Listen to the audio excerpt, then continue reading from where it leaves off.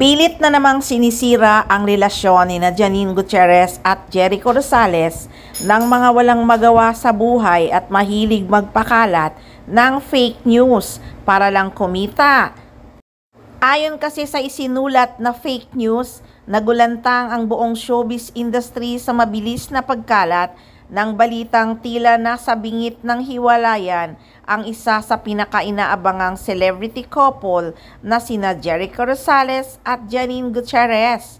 Ngunit hindi lang daw simpleng split ang pinag-uusapan ang ugat ng problema. Ayon daw sa mga insider ay ang umano'y paglantad ng pangit na ugali ni Janine Gutierrez. Ginawan pa nila talaga ng issue ang pag-guest ni Jericho Rosales sa It's Showtime.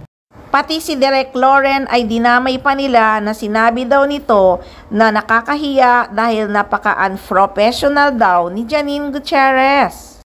Nagselos daw si Janine Gutierrez at sinugod si Kim Chiu sa pangaharot daw kay Jericho Rosales nung nag-guest nga ang aktor. May nalalaman pang sinasabi ang fake news na abangan daw ang mga update at maging handa sa posibleng pagkawasak ng isa sa mga pinakamamahal na celebrity couple sa bansa. Grabing gumawa ng kwento, diba? Ang galing talaga nila. Nako, matibay pa sa pader ang pagmamahalan ng Econin. Walang makakasira kahit araw-araw kayong gumawa ng kwentong hiwalay na ang dalawa. Dahil sa pag-uugali daw ni Janine. Alam nyo, kaya nga na-inlove si Eco kay Janine ng sobrang bilis kasi gustong-gusto niya ang personality ng aktres.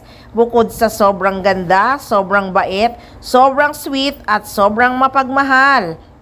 Lahat ng mabubuti at magagandang bagay ay sobra-sobra kay Janine.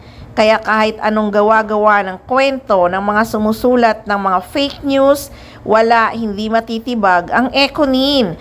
Matibay pa sila sa pader kahit may lindol o bagyo, hindi masisira. Kaya sorry na lang talaga, mamamatay na lang kayo sa sobrang inggit. Hindi maghihiwalay sina Jericho Rosales at Janine Gutierrez. Grabing malupit talaga ang gumawa ng kwento, paniwalang paniwala pa ang mga fans ng Kim Pao. Kaya sa mga fans ng Econin, huwag maniniwala dahil sobrang fake news talaga ang isyong ito. Dahil ang Econin, strong na strong ang pagmamahalan.